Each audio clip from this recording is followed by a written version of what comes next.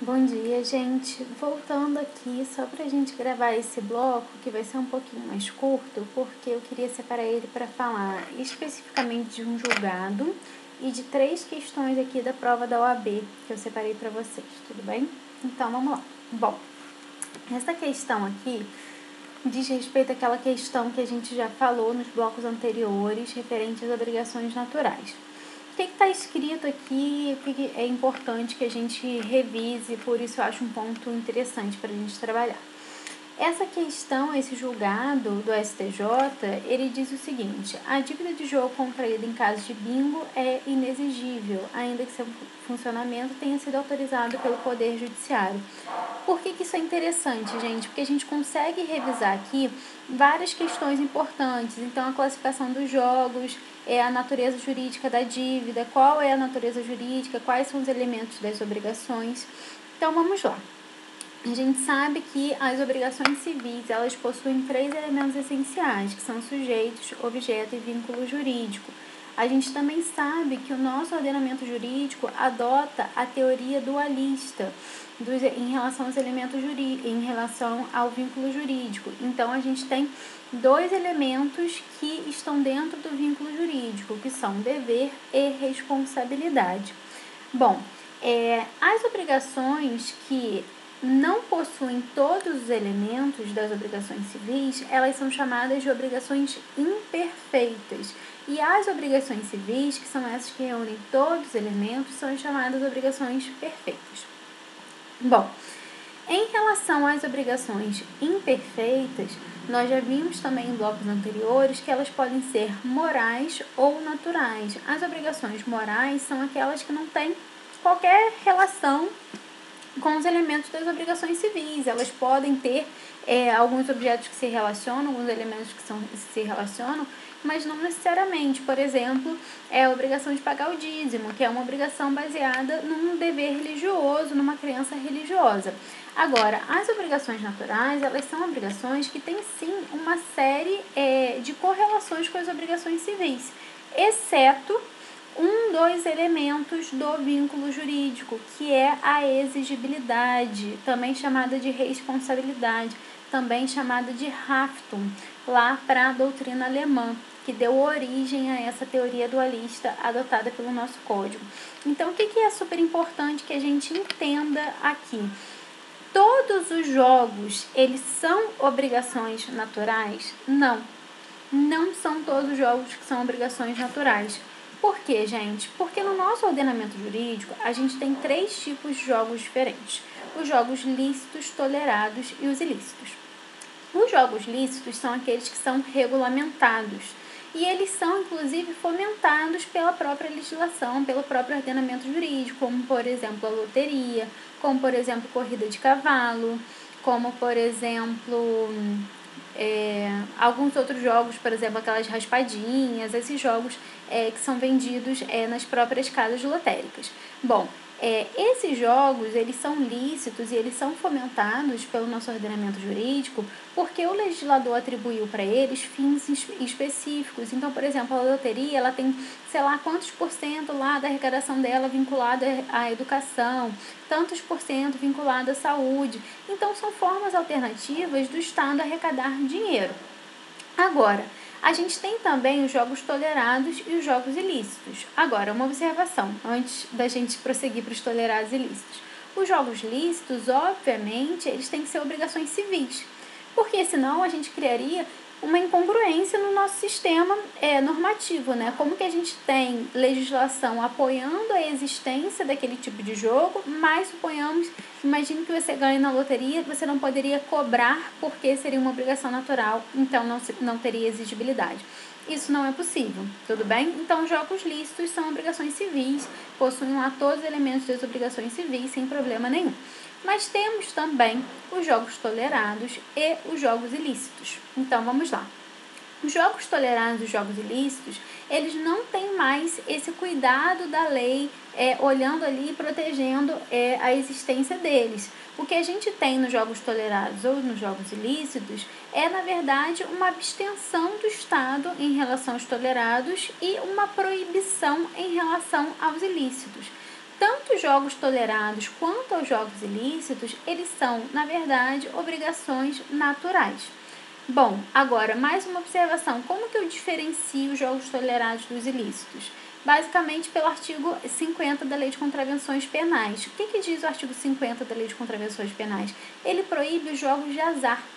Então, os jogos de azar são aqueles que deixam única e exclusivamente para a sorte daquele jogador se ele vai ganhar ou não. Então, por exemplo, o jogo do bicho, por exemplo, o bingo. Agora, os jogos tolerados, não. Os jogos tolerados são aqueles que não são proibidos pela legislação e eles têm uma relação com a habilidade do jogador, como, por exemplo, carteados em geral, canastra, buraco e etc. São jogos que exigem aí um raciocínio daquele jogador, daquele disputante. O que não quer dizer que ele vai ser transformado em obrigação civil, ele continua sendo obrigação natural. Então, eu considero esse julgado um julgado interessante, que para a gente concluir aqui, bom, o que ele está falando? Está falando do bingo. O bingo, gente, ele não é autorizado por lei. A gente viu aqui que os jogos lícitos são aqueles que têm autorização legal. Aqui o que a gente tinha? O funcionamento de um bingo autorizado pelo Poder Judiciário. Ora, o Poder Judiciário não é lei. Então, esse jogo não era lícito. Se ele não era lícito, ele era ou tolerado ou ilícito, né? E aí, de qualquer forma, ele seria uma obrigação natural, uma obrigação imperfeita, não uma obrigação civil. Não existe a exigibilidade. Tudo bem? Essa era a questão que eu queria falar com vocês em relação à jurisprudência. Agora, vamos ver algumas questões da prova da OAB especificamente. Bom, separei aqui 3 questões para a gente falar com relação às modalidades das obrigações. Primeira questão. No dia 2 de agosto de 2014, Tereza celebrou o contrato de compra e venda com Carla, com quem se obrigou a entregar 50 computadores ou 50 impressoras. E aí, gente, lembra aí o que a gente falou? Olha, uma partícula, né? Que marca aí a característica de uma obrigação alternativa. Nas obrigações cumulativas a gente teria aí um E, né? Mas a gente tem um OU. Então, 50 computadores ou 50 impressoras. Isso já deixa para a gente bastante claro que a questão quer direcionar a gente para uma obrigação alternativa. E aí ele prossegue, no dia 20 de setembro de 2015. O contrato foi silente sobre quem deveria realizar a escolha do bem a ser entregue. Gente, na omissão do contrato, a gente também falou isso. No silêncio do contrato, quando a gente tem 2 opções, ela vai recair sempre ao devedor. Por quê? Porque a gente falou aqui que o código ele tem o objetivo de levar sempre a obrigação ao cumprimento da sua função social. E aí é mais fácil que uma pessoa cumpra a sua função social se essa escolha recai a ela. Então é mais fácil que ela cumpra e efetue o pagamento daquela obrigação se ela tiver o poder de escolher. Não foi isso? Então, aqui nessa questão já tem 2 elementos que a gente falou bastante sobre as obrigações alternativas. Quando a gente vê a partícula ou, já tem que acender um sinal vermelho aí. E também quando ele fala aqui que o contrato foi silente sobre quem deveria realizar a escolha. Então, a gente sabe que essa escolha vai recair ao devedor. E aí, ele prossegue. Sobre os fatos narrados, assinale a afirmativa correta. Já adianto para vocês que a afirmativa correta é a letra B. Então, a letra B fala aqui, como se trata de obrigação alternativa, correto, Tereza pode se liberar da obrigação entregando 50 computadores ou 50 impressoras à sua escolha, uma vez que o contrato não atribuiu a escolha ao credor. Gente, exatamente tudo que a gente vem falando até então de obrigação alternativa, né? Bem tranquilo. Agora, as outras alternativas. Primeiro, trata-se de obrigação facultativa. Não é obrigação facultativa, gente, porque está ali marcado com a partícula ou. A gente viu que isso caracteriza as obrigações alternativas. Aí depois ele fala, se a escolha da prestação ser entregue cabe a Tereza, ela poderá optar por entregar a Carla 25 computadores e 25 impressoras. Não, gente, são 50 computadores ou 50 impressoras. Você não pode mesclar os dois. Não é isso que as obrigações alternativas permitem pra gente. Ou você entrega 50 de um ou 50 de outro. Você não pode mesclar. Essa não é uma opção dada pela lei. Por fim, se por culpa de Tereza não se puder cumprir nenhuma das prestações, não competindo a Carla a escolha, ficará aquela obrigada a pagar somente os lucros cessantes. Não, gente, isso não. Isso se dá em relação à perda dos bens, né? Olha, ele fala aqui especificamente, pensem, vocês acham que é justo que Tereza, que é devedora, que tenha que efetuar a entrega daqueles bens, ela perde todos esses bens, ela não tem que pagar nada, ela não tem que pagar nenhum tipo de indenização para Carla? Não, ela teria sim que pagar o equivalente ou dos 50 computadores ou das 50 impressoras, tudo bem? Agora, prosseguindo aqui, outra questão interessante, gente, também para a gente exemplificar bem o que a gente tem visto, né, aqui nas últimas aulas. Donato, psiquiatra de renome, era dono de uma extensa e variada biblioteca. Gente, biblioteca, já acende aí um sinal vermelho. Esse sinal vermelho é para quê que a gente vai acender? Em relação à divisibilidade e indivisibilidade de bens, né? Aí, com obras de sua área profissional importadas e raras. Com sua morte, seus 3 filhos, Hugo, José e Luiz, resolveram alienar a biblioteca da Universidade Federal do Estado. Universidade do Estado, localizado na mesma cidade em que o falecido residia. Como Hugo vivia no exterior e José em outro estado, ambos incumbiram Luiz de fazer a entrega no prazo avançado. Luiz, porém, mais preocupado com seus próprios negócios, esqueceu-se de entregar a biblioteca à universidade, que diante da mora notificou José para exigir-lhe o cumprimento integral em 48 horas, sob pena de resolução de contrato em perdas e danos. Nesse contexto, assinale a afirmativa correta. Gente, primeiro ponto aqui que é importante a gente ressaltar. A gente deveria saber qual é a modalidade de obrigação.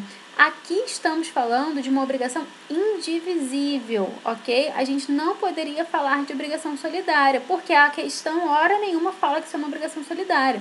Nem em relação que isso foi combinado com os filhos, né, e a Universidade do Estado, nem que tenha alguma legislação específica que diga que essa obrigação é solidária. Então, não, a gente teria aqui, em regra, uma obrigação comum. No entanto, uma obrigação comum com um objeto indivisível. Então, a gente tem uma obrigação com pluralidade de devedores e objeto indivisível. E isso faz com que essa obrigação seja o quê? Seja uma obrigação indivisível. Então, a gente vai aplicar aqui as regras da obrigação indivisível. Olha, a questão fala pra gente que Hugo e José viviam fora. E aí, quem deveria efetuar o pagamento seria Luiz. Agora, Luiz não efetuou o pagamento. E a biblioteca, a universidade, resolve cobrar de José. José tem que fazer o quê, gente? Ele pode falar que não vai pagar? Não. José, olha, isso está direto na letra A. José deve entregar a biblioteca no prazo designado pela universidade se quiser evitar a resolução do contrato em perdas e danos.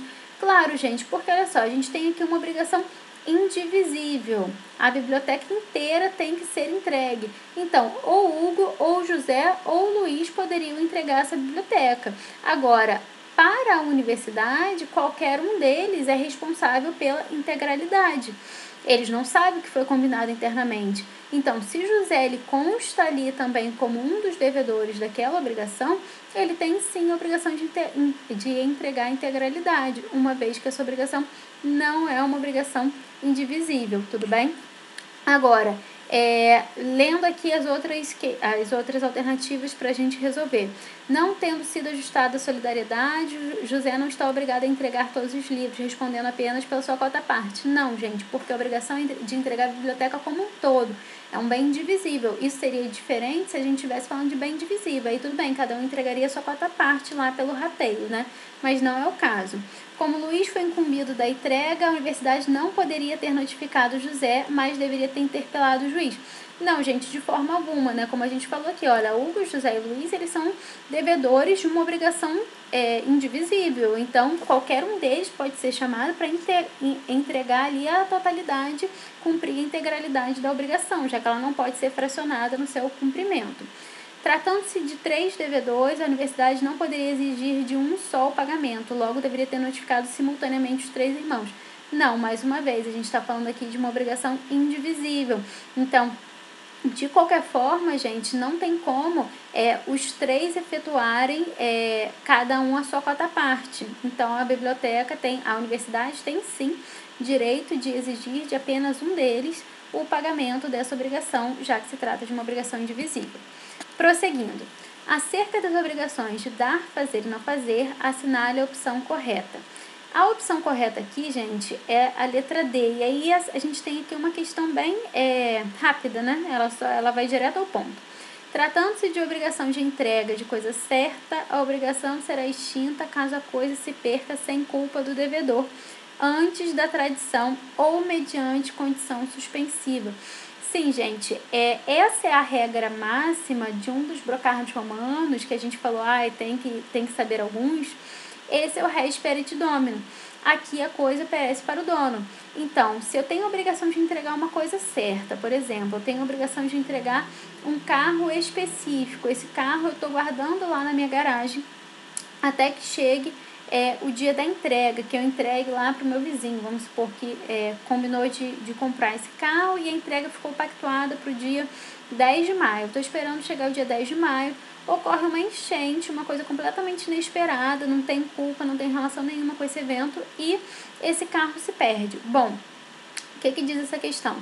Tratando-se de obrigação de entregar a coisa certa, a obrigação será extinta caso a coisa se perca sem culpa do devedor. Sim, nesse caso eu tenho algum objeto para entregar para ele, para esse meu vizinho? Não tenho nada para entregar para ele. O que a gente vai fazer? Olha, extinguiu a obrigação. Essa obrigação não existe mais. Suponhamos que esse credor, né, esse meu vizinho, ele já tenha me dado uma certa quantia em dinheiro. Vamos supor, o carro valia 100 mil reais, ele me deu 50 mil e entregar mais 50 mil depois. Eu tenho que devolver esses 50 mil que ele já me deu. Então, a gente faz a chamada restituição ao status quo ante. A gente retorna ao estado anterior, tudo bem? Agora, analisando as demais alternativas aqui, olha. No caso de entrega de coisa incerta, se houver, antes da escolha, perda ou deterioração do bem, ainda que decorrente de caso fortuito ou força maior, a obrigação ficará resolvida para ambas as partes. Não, gente, foi o que a gente falou aqui daquela questão do não perecimento do gênero, né? Porque ele está falando aqui, olha, uma obrigação de dar coisa incerta. Então, a gente só tem o gênero e a quantidade, não tem a qualidade. E aí, antes da escolha, antes da gente especificar a qualidade, a perda ou deterioração. Então, nesse caso, ele está falando aqui, a obrigação ficará resolvida para ambas as partes? Não.